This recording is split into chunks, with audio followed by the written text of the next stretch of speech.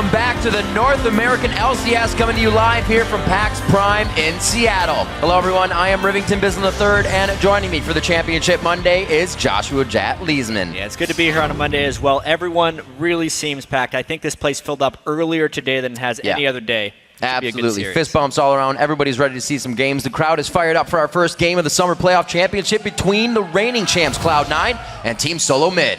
Whoever wins it will be the Summer Split champion and take the #1 seed heading into Worlds. It means a lot. Now, if this matchup looks familiar, you are not wrong. This is the third straight split that has come down to these two teams facing off in the playoff finals, with Cloud9 coming out ahead each time. It's going to be real good. Cloud9 is looking incredibly strong again this split. They actually ended the regular season on an upswing. They won 10 of their last 11 games. And in their semifinal series against Curse, they convincingly steamrolled them, even though Curse had convincingly steamrolled CLG. So really, everyone's wondering how strong Cloud9 really is. To give you an idea of how strong they were in that series against Curse, it's the fastest series we've seen in both the NA and the EU LCS. The average game length in that Curse series was just over 26 minutes, where the average everywhere else combined is 38 minutes. So it's been really good performance from Cloud9. Meteos and Sneaky did not die in any of those 3 games. And Meteos, as well as historically, just played completely crazy against TSM. A 94 KDA for Meteos in those games. 29 kills, 1 death in 6 total finals games against TSM.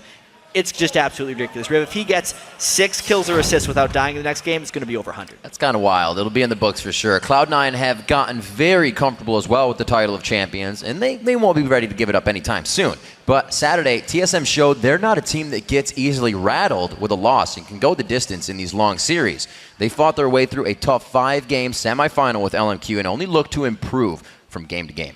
And it seemed like their practice regimen really benefited them. TSM's made a point to build their endurance during regular season scrims. They would scrim 4 or 5 sets, which is equivalent to 10 hours of scrims, and then on top of that, they would do solo queue time. So they are a team built to play long series.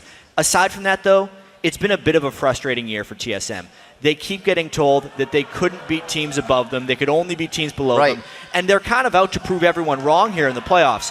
Dyrus in particular, as the senior player on the team, really felt like the emotional leader of that TSM team. He just went off in that Game 5, and the rest of the team followed. Rick. Yeah, well, Jet, you don't mess with the Papa Bear unless you're ready to get the claws. That's just knowledge. Dyrus was so intimidating in that last game. And also Bjergsen looked like the Bjergsen we saw dominating during the spring split. He definitely seems to be kind of back to that point with his shot calling now added to his repertoire. Absolutely, and TSM's new lineup has found its groove. But the players know that Cloud9 are a game day team. And when the pressure is on, the boys in blue rise to the occasion. Our match against TSM means a lot, honestly. Since all their roster swaps, they've had weird synergy with each other, but I think it's finally molding together and making something great. C9 is a good team, and we know that. I think when they have pressure on their backs, they just play like way better, and they play like even better than they did in scrims. They're just a really crazy team when it comes to playing on LAN. I think as a whole team, TSM are playing actually phenomenally. They've been destroying us in scrims. They're extremely scary. I think against C9 either it's just having a really clear win condition. You don't want like a composition that can do a lot of different things. TSM has always been a scary opponent for us no matter what happens. They are going to this series being super confident. They don't want to lose. They don't want to get 0-3. They don't want history to repeat itself. So for them, it's very important. Talking to these players a lot. TSM wants to see scrim results. Cloud9 does not want to see scrim results. It's very different off the stage. It's really interesting how these teams either show up to the occasion or actually seem to not necessarily perform as well in scrim. Well, let's see. Both of them could have 5 games to show up to the occasion here and battle out. Let's preview the teams and get a quick rundown of the starting lineups. On the blue side, it's going to be Cloud9. That means it's Balls in the top lane, Meteos in the jungle, High and mid, Sneaky at AD carry, and Lemon Nation and his notebook on support. And the red side, it has the TSM players. Dyrus in the top lane, Amazing in the jungle, Bjergsen in the mid lane, Young Turtle getting a stretch on AD carry, and Lustboy on support. So, Jet, one thing we can start off saying here is it is not the same team from the spring split that TSM is bringing to the table. They have bettered themselves, and they are looking stronger in all facets. I mean, we look all the way back to that finals. They lost to Cloud9 3-0 in the spring split, and yeah, it was a much different team. They had the odd one. They had different support. Everything was different at this point. They came in this split It took them a while to kind of get together. Yeah. People were questioning the acquisition of Amazing, saying losing Oddworld and Xpecial may have been too much for them. But now here they are once again in the finals, poised to hopefully make a better showing and make those roster changes pay off. And it's been difficult, too, especially when you're going up and doing that against a team like Cloud9 or playing like a team of Cloud9 all split who doesn't get that many changes, who can usually correct mistakes right away and just make themselves the winner of any event. Right now, as we see them coming into the finals, it's like it's a breeze for them every time, never losing a playoff match. It's really strange. I mean, even looking at their player cams in the semifinal before Game 1, High was stretching out, everyone else was laughing, talking to each other. Cursor on the other side was actually looking a little nervous. Yeah. They were shaking a little bit, trying to keep their hands warm. And when you think about it, Cloud9's actually one of the most experienced teams in competitive League of Legends with how long they've been together with the same 5 players. Summer split of 2013, the exact same 5 on their roster, and very few teams can actually claim a similar thing. Plus, they've played in a bunch of high-pressure situations, always being at the top of North America, so they do have experience on their side. It seems like one of Cloud9's biggest crutches as well is kind of just the phase in and out of different metas, and right now they are on the ball with the current meta that's going to Worlds in this patch. It was so crazy. Looking at their pick and ban in the semifinals against Curse, it almost looked like a Season 3 team composition for them. They had High in the mid lane with Zed. Balls was playing comfortable stuff. Sneaky and Lemon. They just had such comfort right now. And this current patch, which will be the patch all the way through Worlds, will be fantastic for them. And so far, too, right at amazing coming out of the hands of Cloud9. They say no you for the jungle on Nunu and Lee Sin. And Syndra, one for the mid lane. Balls on the top, another Alistar as well. We've been seeing him on the ban list consistently with a few plays here in the playoffs. Last ban for TSM, and we're going to see what Cloud9 will actually prioritize here. Zed gets left up. Can't see High not picking it. I mean, if it doesn't get banned here by TSM, it's going to be a first pick for Cloud9, almost without fail. So Teams keep giving High Zed. It just puts him in such a comfort zone, and it's strange to me. We'll see if he ends up going with the Zed here. But it's always a little strange to me when teams do not ban out High, because I think back to when Reginald was that mid lane shot caller for TSM. Yep. Taking his champions away since he was such a predominant voice, to get him uncomfortable made the entire team uncomfortable. Absolutely. High getting Zed is a fantastic boon for Cloud9 here. The only thing I can think of is Lustboy still wants to play Nami and he just does not want to get shielded out. Lemon also plays quite a strong Braum, but Lustboy has also been favoring Nami throughout the entire event. Nami seems like a perfect choice for Team Solo mid here. It's one of the big reasons we've seen Braum picked so much, has been to block all those Nami tidal waves. I wonder if they're going to bother using an early pick. It's not like Lemon Nation has played a whole bunch of Nami. Maybe they think they can get another pick out here, especially with Zillion on the board, man. Wow. Something they definitely made sure to ban against Curse. Also used in the side of Team Solo mid. That could be very, very chaotic with the Chrono Shift coming in. Craziest thing about Zillion here is he is a flex pick as well. So true. Bjergsen or Lustboy would be able to take that. Will be a little bit difficult now for Cloud9 to deal with. I've heard mixed reviews on how strong Zillion is. A lot of teams think it's completely unmanageable. It has to be banned or it has to be... Hey man, he only has one damaging spell. Hey, that's one thing that people use as a knock on him. The most underrated part of Zillion is that global experience passive. Right. You put him in the bottom lane, it actually means your mid lane and your top lane hit level 2 first. Yeah, they do. And that just completely gives you an early game edge. A lot of times you see that kind of combined with a Ryze who will be up there all day and can do whatever you want towards the late game.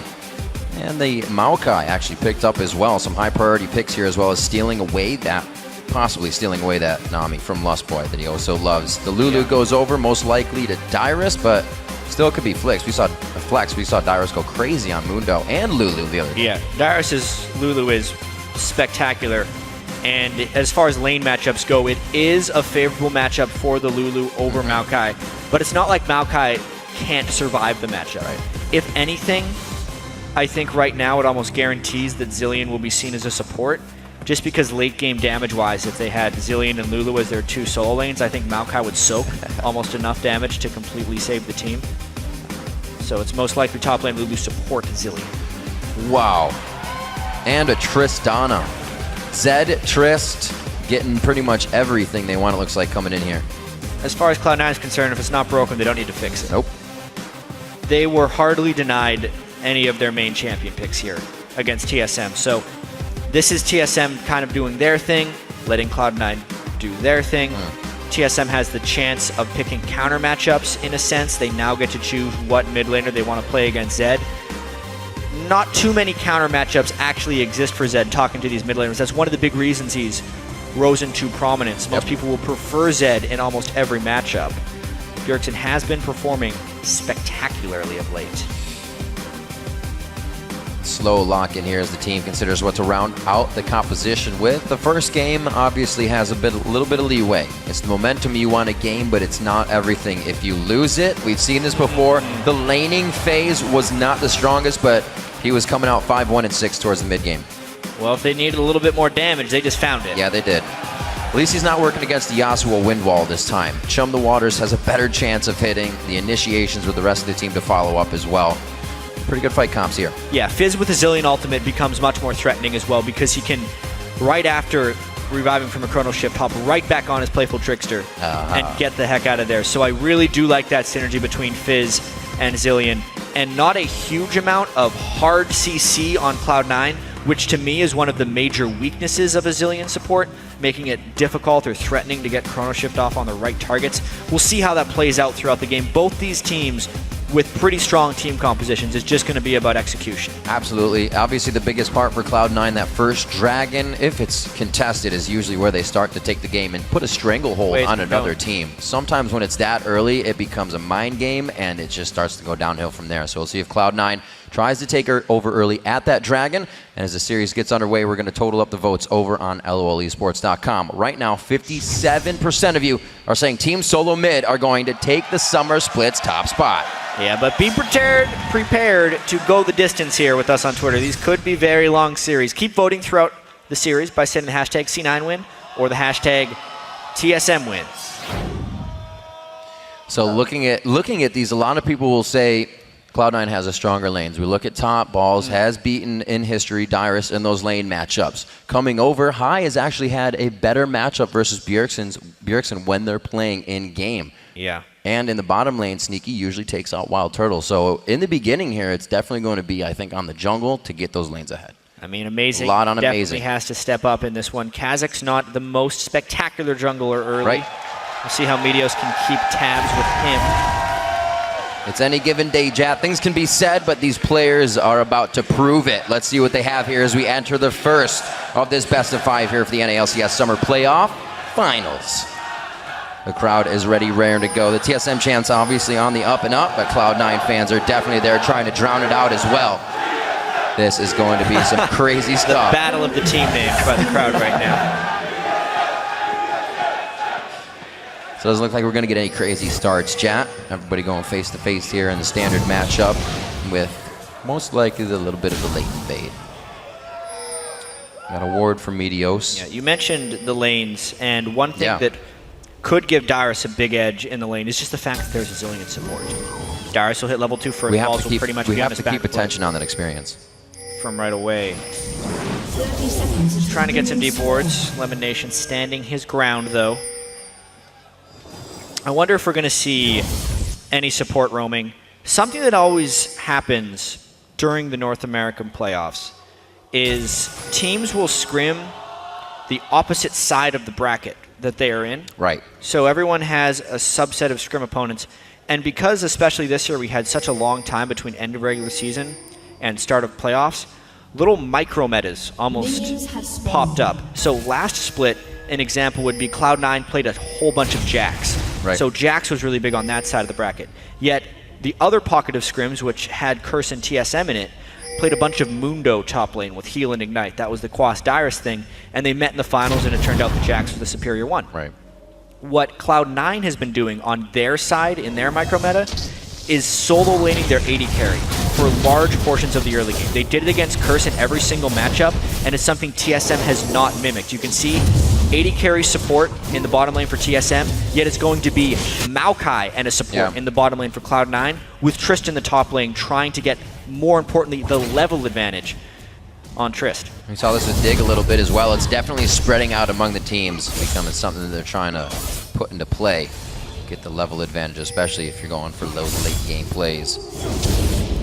Not too much between these two in the mid lane. Obviously, when Bjergsen came over, he was playing like an all-star all the time. And that play has really started to come back here at the playoffs, and him and Hai were ones to go at it over and over, training each other, practicing, talking about the mid lane. So this matchup is one they know very well. Hai's one of those guys that is underappreciated by so many people. Yeah, when Bjergsen came over here, he learned a lot about Hai's early aggression in the lane. Yeah. However, this is the Zillion thing that happens. Early level 2s trying to push him in. Ball's actually had a really good farming game on Maokai against Curse. He's gotten quite good at grabbing CS on Maokai against an AD carry. All about management, knowing when he can go in, those heals. Yeah, heals from Nami. And elimination as well. Heals from Maokai, and now Meteo's first gank of the game. Ooh, this is dangerous for Dyrus. Great amount of slow there. Whimsy's used quite early. He could have the flash over the wall, but it's not really going to be necessary. I almost feel like actually, it's just going to be the long chase. He has no more escapes. Here's Hai. Why did he not go over for the wall? This is interesting. Dyrus actually gets himself in a pickle. No rotation from the rest of the team. First blood, a matter of 3:33 into the game. Oh man, so much patience from Meteos was displayed during that gank, getting the auto attack in first to slow down Dyrus for an easier cocoon, which made him burn the flash early, which is why Dyrus wasn't able to flash over the Baron wall. However, it is an early game kill. He does have his teleport. He'll be going back to lane, but now with the flash down, watch for the camp. That's a big danger for Dyrus. He's going to have to get himself a ward being down on that cache, but he'll be able to do it. He's already set it up. He's got it right down underneath that Baron area. So amazing. Down to the bottom side. He's trying to counter that he saw Meteos in the top, getting a little bit out of that. They might be able to put some pressure on the bottom, but no, TSM has not pushed up the lane. They don't actually have diving tools now. Zillion, Lucian lane. Oftentimes, if you want to pull off an early game turret dive, especially in a 3v2, you need something like a Leona who has a lot of early game tankiness in order to withstand those turret shots. So pretty safe lane, actually, for Balls and Lemonation. No real advantage in the mid lane, but that could really mean that, well, he has the kill from outside the mid lane, but that's just going to mean that he is even having a better time. No pressure to him, already got a kill. He's going to have that Blade of the Rune King quite fast in this game. And we'll see if they can pull off a proper split push strategy with the Zed later on in team fights. Zillion ult could actually be very strong against him. You can definitely see the attack of Dyrus that Cloud9 is going to be Pink's already launching this game. Early Pink ward, they already know his flash is down. It should be easy farming for Sneaky, and it may keep Dyrus emotionally out of this game. I mean, we saw what happened in Game 5 with LMQ when Dyrus got going, killing Ackerman over and over again. Dyrus has never been able to do that against Balls, but that is also in large part because Meteos has such a connection with the top side of the map. I mean, it's actually against Sneaky this time, not even that matchup, but it's still the pressure that Cloud9 is able to put on Dyrus. When you think amazing, you're not thinking of him ganking with Dyrus in the top lane. Whoa, the mid lane, however, they get a little bit of roam from Lustboy here as he sets up Pink Ward vision around Killbrush. That might actually just be cleared out by Lemon Nation right away as well. So they go tit for tat there. Hai's going to give him a bit of protection. Cloud9 was good guy, Lemon. I'd say vastly superior vision control early on in the game. You may as well. It says, oh yeah? Lustboy's had very good vision control throughout these playoffs. It's really something that was added to the team when he came about, especially just a set of different champions as well, and kind of wrangling in Wild Turtle a little bit better to make his play overall just that much more clean. A calming sense of experience on support, I think, more than anything else. Getting pretty aggressive here in the bottom. That bomb should cause Balls to have to go back here. Well, Lemon's got full. Yeah, they'll be able to heal up. We'll see. It's a little bit tricky here. I mean, he's not necessarily in auto attack range of these creeps without taking more damage than he would gain from hitting it. Lemon ends up taking that cannon CS just because Balls can't get in range. They're waiting to be able to sustain it back up, but he doesn't want to back until his teleport's up again to avoid losing too much experience. Good ward from Bjergsen. He puts it right under Hai to make sure Hai doesn't get a roam down on this push lane of Lustboy and Wild Turtle. So they're safe to have fun and just set bombs off onto the turret. Still managed to get 5 of 6 in that wave, so Ball's still farming okay. You compare him with Dyrus, since they are doing the swaps, the AD carry and top lane farm champion-wise is very equivalent. It's just the kill that is giving the majority of this gold advantage to Cloud9. Right now it's a big point, chat. A lot of the sixes around the map, at least for top lane, and amazing over Meteos and balls with that Zillion, but nothing can really be used here. No pressure for Dragon. Still staying to farm. He just had Dyrus back, so his teleport's probably going to be walked back to lane as well. This is where it gets interesting because Sneaky hit level 6, and it kind of neutralized the Zillion. Since now the 80 carries are level 6 at the same point, since Sneaky was getting solo lane experience on Trist down in that bottom lane, and they are done with the lane swapping because they know Dragon is going to be an objective, and they need to be able to have teleport presence to stop a force. Sneaky and Lemon now trying to get harassment on the bottom lane. Amazing's going to be down here to help as well. Go ahead, evolves the spikes. He's going to stay relevant with slows all game long to help really enable the team to continue getting these kills. I'm sure Bjergsen's going to be assassinating quite hard out of the lane. Always something to keep track of, what Kha'Zix evolves first. I Absolutely. see half the people doing wings, half the people doing the W. This will be better poke presence from Amazing, but slightly lower gank presence. It'll be all about setup from others. Does it come down to preference or kind of what your team has already brought to the table and then you need to provide? You know, I'd like to think that it comes down to team comps, but I see the same junglers doing the same things consistently. So I feel like this is just something that Amazing is more comfortable with, getting the damage and the percentage slow from the W, and just kind of being a bit more of a farm-heavy style early on in the game. I think it just suits his play style more.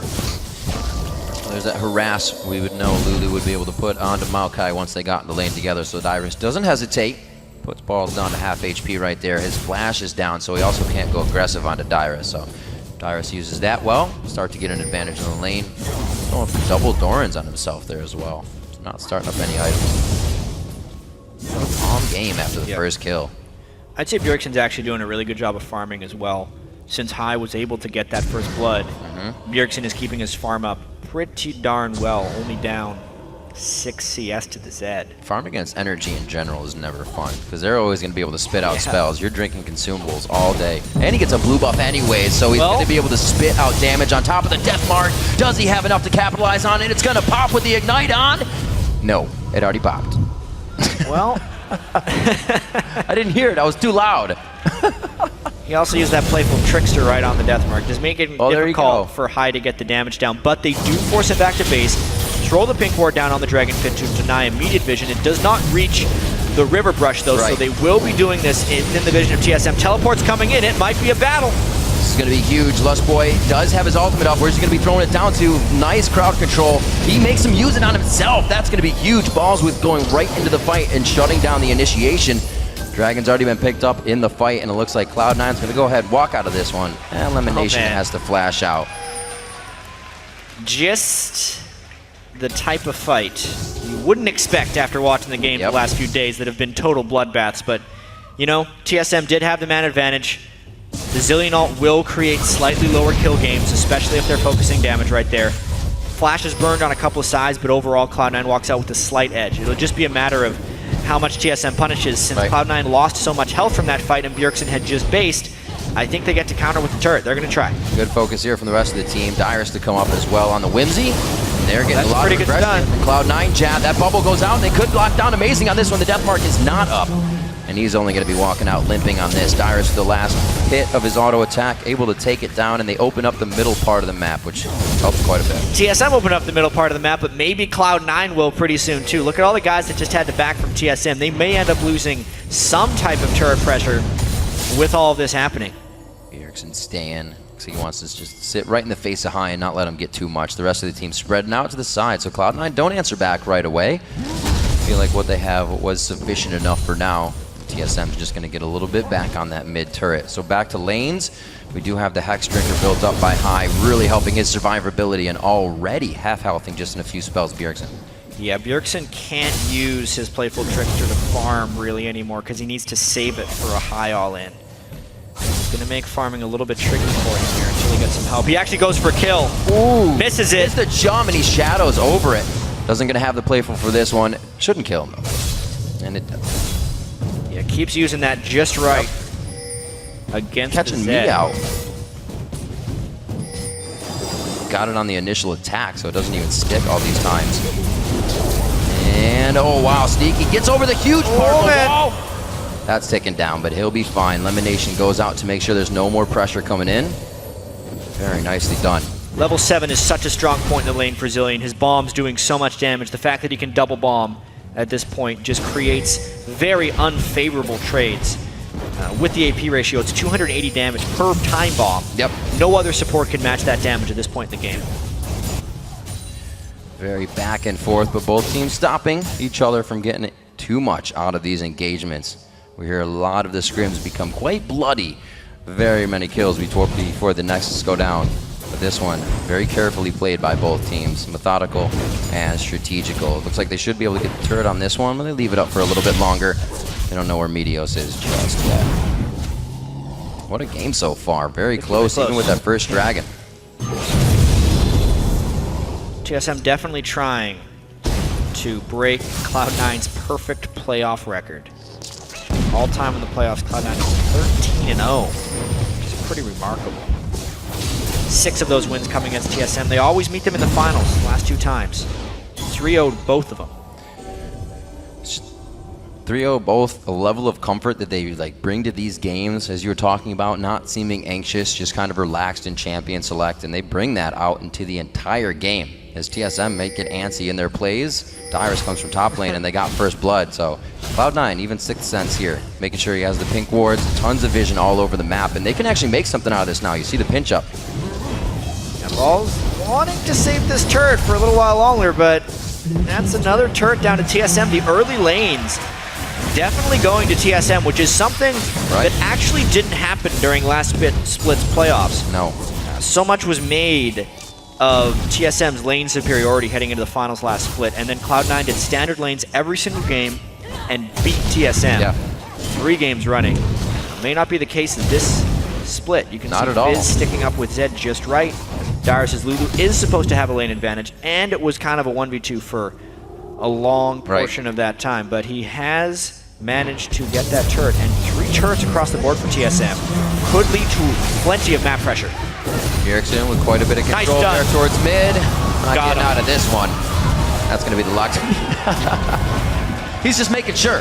Yeah, finally they were able to burn Bjergsen's Playful Trickster so Hai could land an actual death mark onto him, and at that point, it was just death to Fizz. He's going to be building up that Zhonya's as quickly as possible, though, to make it even more difficult for Hai to assassinate him. Super savior style. Kill the Zhonya's, Playful Trickster, out and back into the fight. Still had a weak laning phase like he did last time, but came out in the team fights. Right now, Cloud9 is pushing forward. We're going to see those team fights coming up quite soon. As the map starts to go down, teams are going to have to start putting up those wards, and that's where it gets dangerous. 1 turret for Cloud9 now, but like you said, TSM has already answered with 3, so there's some catching up to do. The next dragon will be very critical, basically because of the vision control. So it's more dangerous for Cloud9 to approach that spot for vision just because they do not have turrets to fall back upon. The ward coverage has not fallen yet for Cloud9, but if TSM make their way in there with sweepers and pink wards shortly, they could make navigating that area very difficult for Cloud9. Now Amazing's heading down towards the bottom lane. At least safety on the dragon as 15 seconds is there. Let's see what happens with this contention. Chum the Water's just about to come up, so obviously TSM's not really ready to fight. Hai is almost on the same timer for those ultimates. And you can see Amazing in the team really wanting to get a bushwhack out of this, but they don't realize they're all sitting on a ward. A lot of this will have to do with Amazing's ability to land poke, or Lust Boys for that matter. And who can get a clean initiation? I mean, the gold is dead even right here. Infinity Edge being completed on a Sneaky can be nice. There's a lot of item completions on Cloud9's side, not as many on TSM's side, so maybe there's actually a difference in power in that way. But with the Zilean at this point in the game and the poke on a Sneaky, Cloud9 may have to just retreat. Ooh, Wild Turtle opens up with the culling. They're all forced to back off from the tidal wave. And a little back and forth here. Dyrus almost gets taken down. He holds on to the ultimate, which could still be huge for somebody in this fight to go in, but right now, he's got to be back. They still have the Zilean ultimate. They still have the Lulu ultimate. It's just a matter of being able to use them at the opportune moments. Cloud9 may just try and push mid off of this one because they don't want to tango with all those ults. Dyrus actually going to heal, and he will have his teleport to come back in. That is huge. The Zed poke has been really beneficial. That's the flank. Here's the From fight. backside, can he polymorph? What's he trying to do? He gives himself the wild growth as they go in. Amazing's very low, but he uses the ultimate, tries to get out, but Meteos finds him as he drops down the spout. Bjergsen's gonna have an ult near him, but it looks like he only hits 3 with that. Not too much damage going around. Oh, man. He's still doing damage, though. Finally, they get the focus on him. Wild Turtle now trying to go crazy. Lemonation hits the last bubble, and he flashes away, so they cannot get the retribution kill there. 4 for 2. We said the fight was going to be about the use of TSM's life-saving ultimates, and honestly, Lustboy could not land a good chrono shift that fight. Dyrus went down first with the focus. Usually you want a Zillion ult the first main target that has damage, that gets focused down. TSM was unable to do that. Cloud9 wins the fight and gets the Dragon. It was a good initiation. Bjergsen's all hit. It looked ideal, right? He has a death mark on him, but I mean, watch Lustboy. What actually happens to him here? Because he's not stunned. He just doesn't get the chrono shift down onto any of the people that die right off the bat. Range, yeah. It's pretty good range. He ends up having to ult himself when Sneaky all-ins him, which just isn't ideal. There's no proper focus that got shut down by Cloud9. They had enough AoE damage, they had enough threat on multiple targets that Lustboy couldn't make up his mind. Great bubble by Lemon right at the end to secure that final kill, giving Cloud9 enough damage to take down the Dragon after the fight. Cloud9 comes out in these extended fights more than not. The beginning initiations, TSM is not afraid to make happen, and it did cause Cloud9 to skitter around for a little. But once they have it, once Lemon's back to healing and bubbling, it's crazy. We used to get Lemon Nation playing the Nami when High was on the Kazakhs, and they would go for the extended jump around fights, and it's still happening now with Nami Zed. I mean, just High being on Zed gives him so much comfort. Right. This could be an attempted... Thought it was going to be an attempted assassination. He doesn't want to tango with balls at this point in the game. Rod of Ages. Cinematic resist already. Great job all around. 29 to 27 and 62 on the scoreboard. So Cloud9's not really worried about the structures. They're getting what they need back at these fights. Finding TSM out in uncomfortable fighting positions. High again picks up blue. Doesn't really need to go anywhere around the map. So he's going to keep getting that for himself. I do have to update. We mentioned the 94 KDA from Meteos before the game. If he would have been able to keep his deaths down, he was on pace for 100, but he died this game. He only had 1 death in the entire series. Meteos, please. Yeah. Now we've got a 49 KDA for the series. Ball's still getting focused. Ooh. Little miscommunication, gets himself out fast, but they do get his flash. Whoa! Coming out of nowhere on this one. The Playful and the Trickster to get the kill in. So this is TSM committing everything to the bottom lane. How far are they going to push and how much are they going to lose to this? If there was a base race situation, TSM would have actually won that one, so the mid lane push is recalling from Cloud9, and they're just trying to take that top lane turret with Trist. Very nice job. Cloud9 will be back.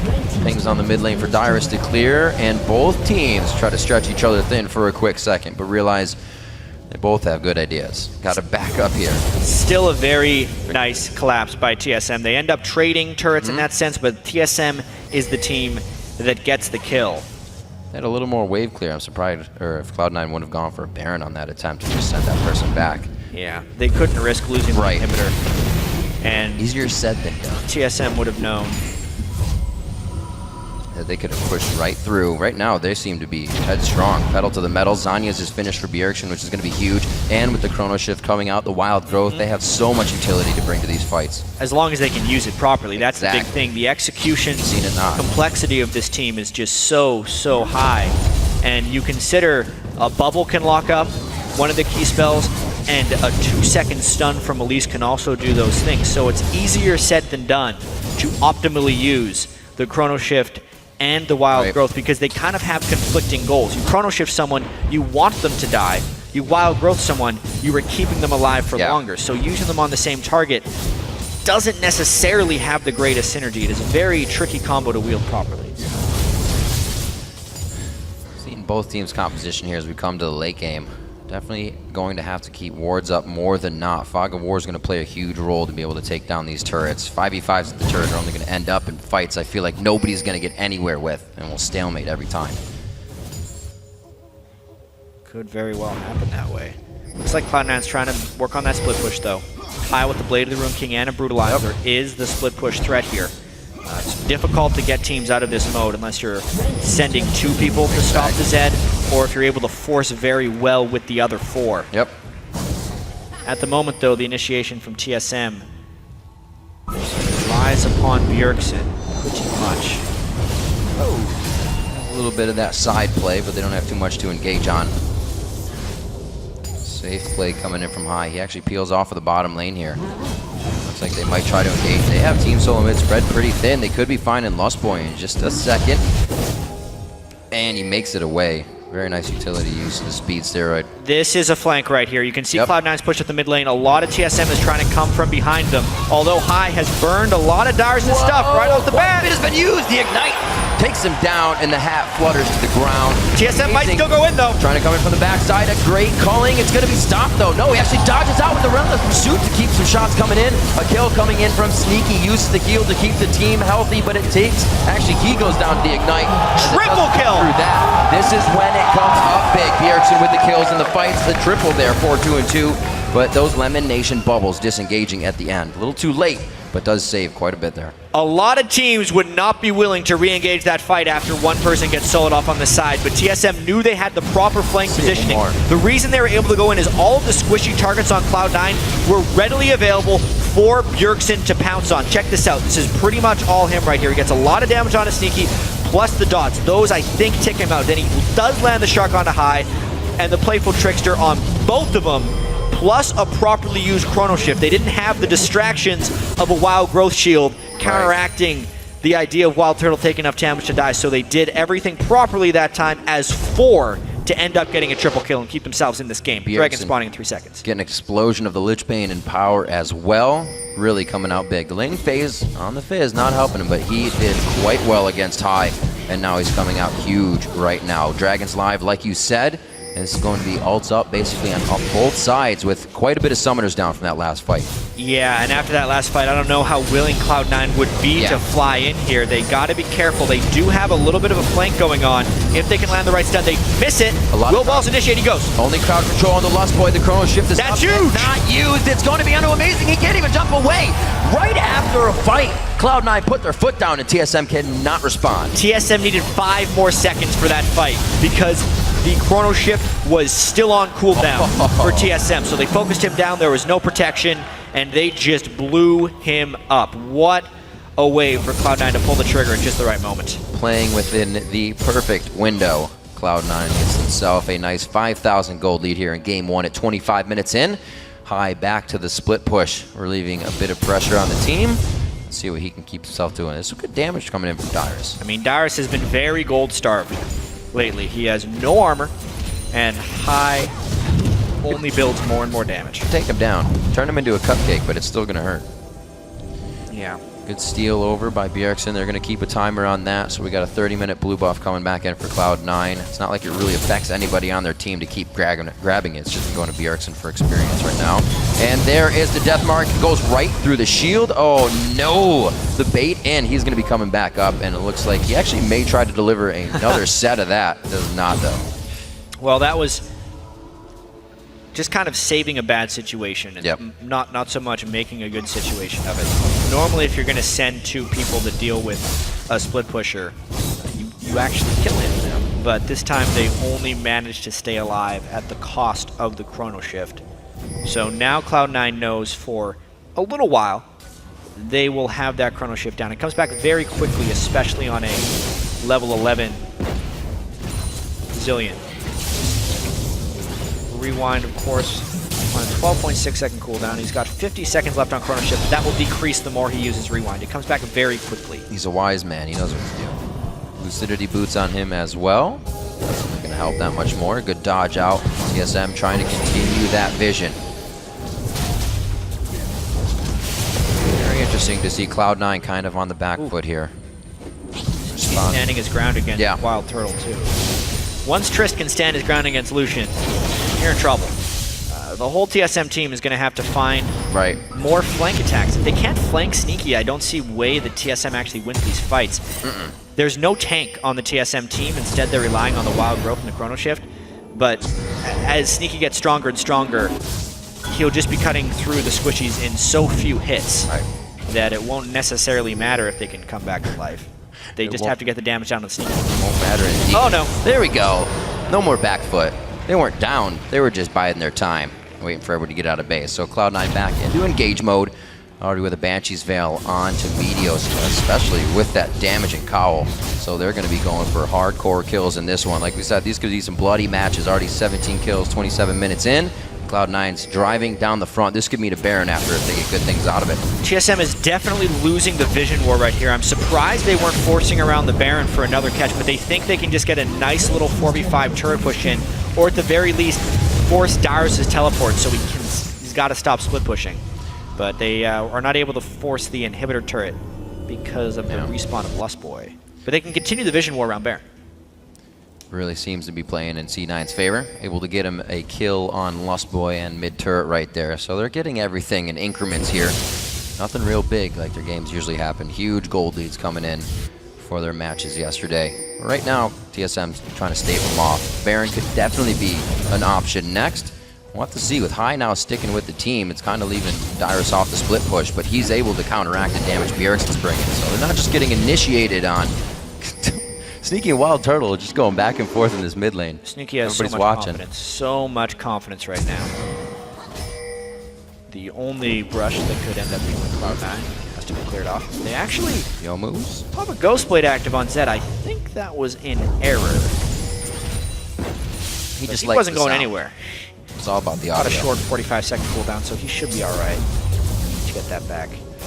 TSM map completely dark right now. 0 wards are placed for them. It looks like they need to get a few more. We got Dyrus putting one down, but really they don't even have any in the spots. It's going to be tough. They don't have time to go back, and Cloud9 is continuing the pressure. Now it's going to be balls to the bottom lane to start getting the waves pushed up on each side. Top lane's going to have to be cleared out quite soon as well. So it looks like they'll back. This is actually going to be a relief for Team Solo Mid, so we should see the wards come out and them start to reset. They're going to need it. Yeah, everybody on Cloud9 had to go back and shop, trying to maximize their effectiveness. Sneaky will be able to purchase some pretty nice items. I wonder if he's going to go straight for a Bloodthirster because he needs some shielding effectiveness, or if he's going to save another 200 gold for a Last Whisper. I feel like he's going to go for the Bloodthirster. He knows he needs to be able to withstand Bjergsen's assassinations, and he needs that defensive ability. No, goes straight for the Last Whisper. So big time damage from Sneaky, but more vulnerability. Indeed. Also, a Quicksilver Sash thrown in for Wild Turtle, kind of plateauing the damage for a bit, but he did get a spike in money. It's not going to hurt too much. Hopefully the team can start picking up some more kills. All around 242 to 187. But Balls has been in those fights with the assist, so he's already got the items he needs. And Maokai at that point, he can be quite a hassle to deal with the ultimate ons. Balls to the top lane once again. They keep High in the mid lane for power coming from that Zed, and the split push begins once more from both teams. Yeah, big thing for TSM is actually going to be ignoring Balls in team fights, trying to deal with him with Lulu shields, and then just finding creative ways to get to the back line of Cloud9. That's kind of the only way I see them dealing with this. But now Cloud9 actually looking for the initiation. TSM could definitely get cut off here. All right. Good shot onto Amazing. He won't take any extra damage to be on that death mark. Everybody's kind of, trying to get an initiation, and Balls goes for the Not flash. where Wow. TSM wants to be. TSM is taking turret shots as they try to walk out of this one, and they're going to be pretty much walked along and now strung to Baron if Cloud9 wants to. It seems like they're trying for the bushwhack. Dyrus down a flash, Lustboy down a flash, and no vision control at the Baron area. This Oh, now they're going for it. is so dangerous for TSM. They have to rush in, but the fear of rushing in is that they're waiting for a trap, and Balls is trying to zone them out. They're going to realize now the Baron's being taken. He can do everything. late. He throws down the Maokai ultimate. Maelstrom is down. They go right for Bjergsen. The Zanias is on. Lustboy's Chrono Shift still trying to pay attention to that. Wild growth now to Bjergsen. They're trying to calculate these. He got the Chrono Shift as well, so he will be back. Cloud9, however, is cleaning up the fight. Sneaky says, "King me," gets another jump. One more shot to Bjergsen. It's going to come from Meteos, and Lustboy is the only one to get out alive. 4 kills, and the Baron may just be the straw that broke the camel's back right there for could TSM. say that again. They used both of the big spells onto Bjergsen right there, but that left the rest of the team vulnerable. Right. And Cloud9 has enough damage and enough experience playing against us that they were able to just work around those ultimates. They had so much power. They get the Baron, now they're pushing mid. So far so good as they push in 11,000 gold. An inhibitor down now on the side of Team Solo Mid. Cloud9 feeling pretty good and pretty far ahead this game. It should just be another few fights and on to game 2. TSM's going to think differently though. We'll see this one more time. Yeah, so obviously the Baron was taken at the start, giving that bonus damage to Cloud9, and the TSM approach was just a little bit scattered because they were going in blind. Bjergsen did as much as he possibly could, but he had to burn his Zhonya's early, which gave him less flexibility within the fight. And then Sneaky had so much damage and was so willing to continue around. He was the one who took out Wild Turtle, which meant while Bjergsen was reviving, the other damage threats for TSM were dead. Dyrus, since he burned his ultimate early, just got blown up immediately, and TSM just could not enter in sync. 4 Dragons going over to Cloud9, 1 Baron as well. That's going to help the game completely, but as I was saying, TSM not out of this yet. We talked a little bit about it in the pregame show. A hard series is not something to keep them down. They are definitely able to come back, and they have the mentality to do so. Dyrus still having quite a good game in farm. He's getting items that he needs. And now Rabadon's is going to help as well. So they have a good amount of AP, a good amount of AD as well coming from both sides. They just have to be able to get the fight they want at this point, and that's going to be very hard with Cloud9 having most of the vision everywhere. There's still hardly any wards for TSM on the map here. It's true, and Cloud9 has stacked some very critical defensive itemization onto their team right now. Banshee's Veil being completed on a Sneaky gives him so much safety. GA on high, Banshee's on Meteos, even a Lock of the Iron Solariana, Mikhail's on Elimination. It becomes near impossible for TSM to win a team fight here, especially with the Baron buff. Let's just see how quickly Cloud9 and how willing they are to dive this turret. If they can get the turret aggro onto balls, it could be a very aggressive dive from Cloud9. I almost thought High was going to go fully in there with his Living Shadow and then hit the ultimate. Yeah, he might just hop in with his ultimate and then hop back out to push TSM off the turret, because once Cloud9 can get 2 inhibitors down, it's generally easy pickings for number 3. Balls is not even getting hurt by Amazing's poke right now. And we got Wild Turtle already trying to take down the minions coming down through mid. You have Sneaky just hitting the auto attacks. Bjergsen is in. Jump the Waters only does so much damage, and it looks like they now engage. Cloud9's focusing on Bjergsen. He tries to get to the back line. He's popped up by the tidal wave. He will be back. Chrono Shift is on. Lust Boy under the back line, trying to peel a bit for Turtle as well.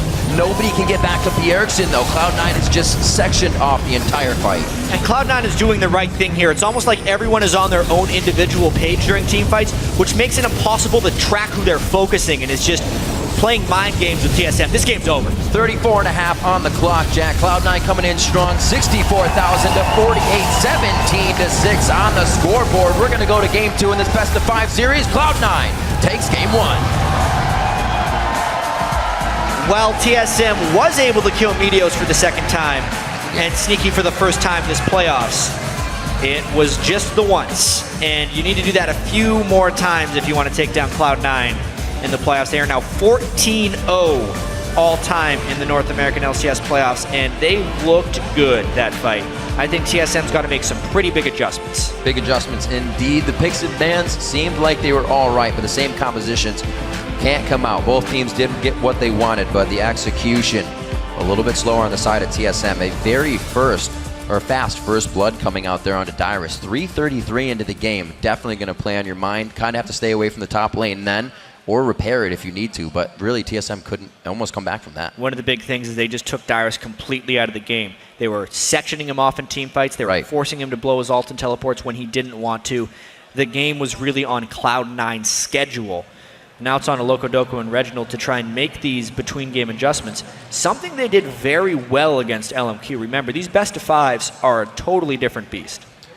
It's crazy how much of a different beast it is, chat. You say that, and then you're like, oh, wait, but then you see how many games have gone 2 for one team and then back and forth to 5 series. TSM as well. You can see Reginald and Locodoco right there on your screen discussing, and even kind of discussing what they feel is the problem with the team, so they know thoroughly what's going on. Cloud9, it didn't seem like they're kind of still calm. You know, they're not reeling from the win. They said, business as usual, let's do it again. And that's the scary part. That's kind of a frightening mentality. Cloud9 is just so damn confident here. I'm actually a little surprised that TSM is deciding to do this group like right on the stage. Seems like Loco and Reggie had things to say so urgently. Let's get it done. I mean, plus backstage, it's not like Cloud9's going to hear him up here anyway, so. Yeah. May as well get to it right away, so the loss doesn't weigh too heavily on TSM shoulders. So the Zed again, Tristana again, a very high pick Maokai for balls who is sufficient at playing is something that really tips the tables, I believe, for Cloud9 again coming into this match. Sneaky's play coming in 6-1-3, a 6-2-7 Zed, and even Meteos in the jungle, as we said, has been having amazing games at 4-1-7. It's almost like Cloud9 is back to their dominant selves, because if we think all the way back to when they were 24-4, 25-3, right.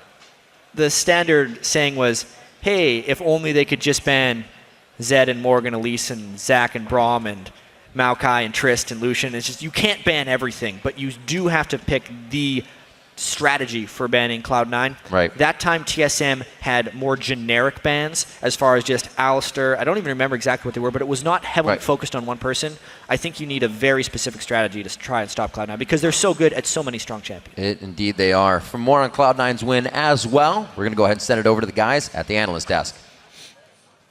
Thanks, Riv. Cloud9 has got to be feeling good after that victory, keeping their 0-loss streak alive in the playoffs. Is it even possible for them to lose? It's definitely possible for them to lose, but if they keep playing like that, then no, because there's a very dominant performance over TSM. Their pick ban phase seems really sound, and Jat was talking about it there. Their champion pools are really good. You kind of have to focus on a strategy that you don't want them to play and that you want to play, and definitely play to your win conditions, because this team that TSM drafted for themselves, I was not a big fan of. So we have to talk about it. I'm going to talk about it until somebody does something about it. The Lucian prioritization over Tristana. I can't for the life of me figure out why that is. Yeah, somebody tweeted me about that, and I was like, explain to me why they prioritize Lucian over Trist. I was like, I can't. Trist in playoffs is 11-2 right now, and those 2 losses are only against Kog'Maws. So right now, she just seems like the dominant carry in the early game. If you have a bad lane matchup, you lane swap it like Cloud9 did. So I feel like the comeback mechanics are just too high here, Polebelter. What do you think about that? I have no clue. Like, I'm not an AD carry player, but it just seems like Lucian can't even bully Tristana in lane, and if he can't do that, then why even pick him? Because Tristana will outrange Lucian later in the game. He's going to get 2 autos off on Lucian before Lucian can even get close to her, and that's already like half HP gone from the Lucian. So I'm not sure. Maybe it's because he thought it would be easier to survive against Fizz than picking like Tristana or Kog'Maw, but I don't think that it's a very good pick. Yeah, it seemed like TSM was kind of tunneling on this idea of a bursty comp with the Fizz, the Kazakhs, and then even Lucian, who can pump out a fair amount of damage within a short period of time, and then comboing it with the Lulu and the Zillion for a little bit of reassurance if things went wrong, right? You can bring somebody back to life or make them semi-tanky. But when you're playing against a team like Cloud9, Pobelter, do you need to match the fact that they are a team-fighting team? I think that they really just tunneled too hard on the picks that they wanted. Like, they saw the Zed and they wanted the Fizz to counter it, but then the other team still had like Tristana and Maokai, which both do really well against Fizz. You know, if Fizz ease in, he's going to get rooted and just die. And then the Maokai ultimate reduction is also really big. It seemed like their team just had way too little sustained damage, and the Maokai was just able to nullify everything, and they weren't able to be bursting down TSM. Now, if we look at the teams in their playstyle, in the way that they approached the game, TSM did come out with some aggression. They weren't afraid to take fights. We're actually going to pull a replay up 23 minutes into the game where, keep in mind, Dyrus at this point is already dead. So they're choosing to take a 4v5. Zyrene, if you don't mind walking through this one.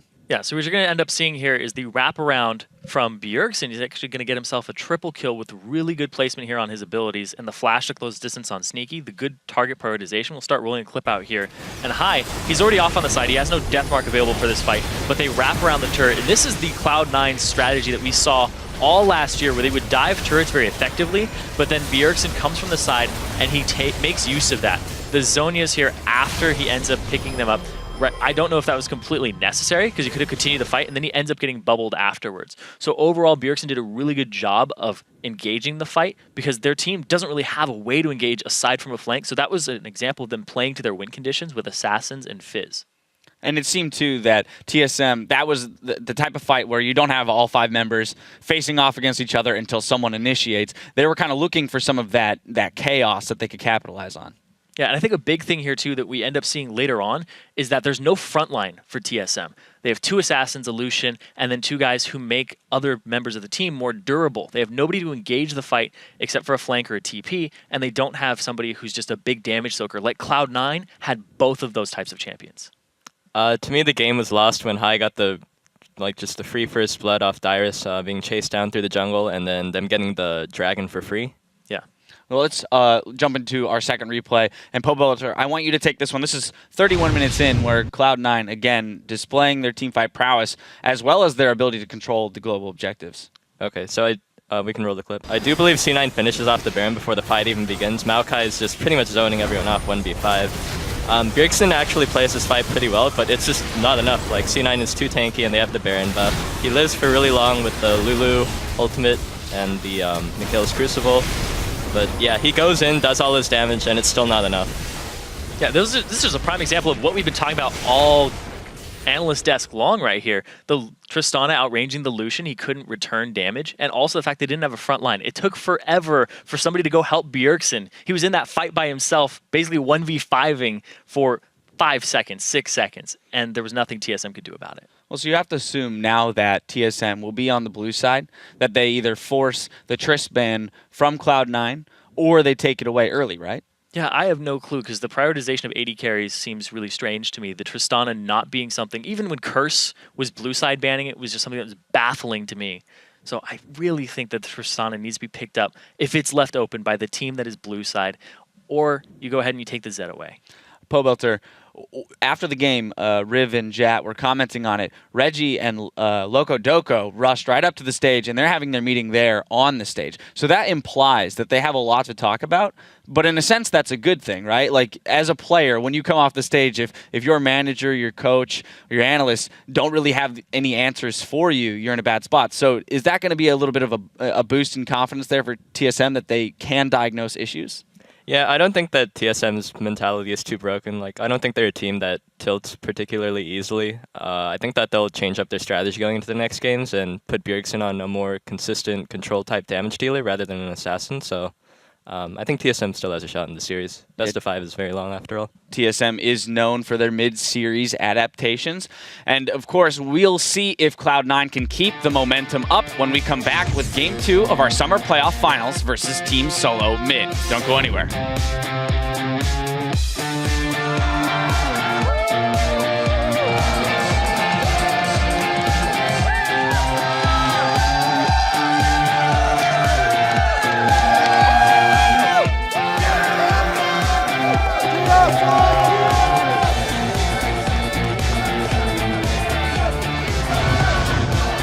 Talk a lot. That's all I really care about. Let's have some fun.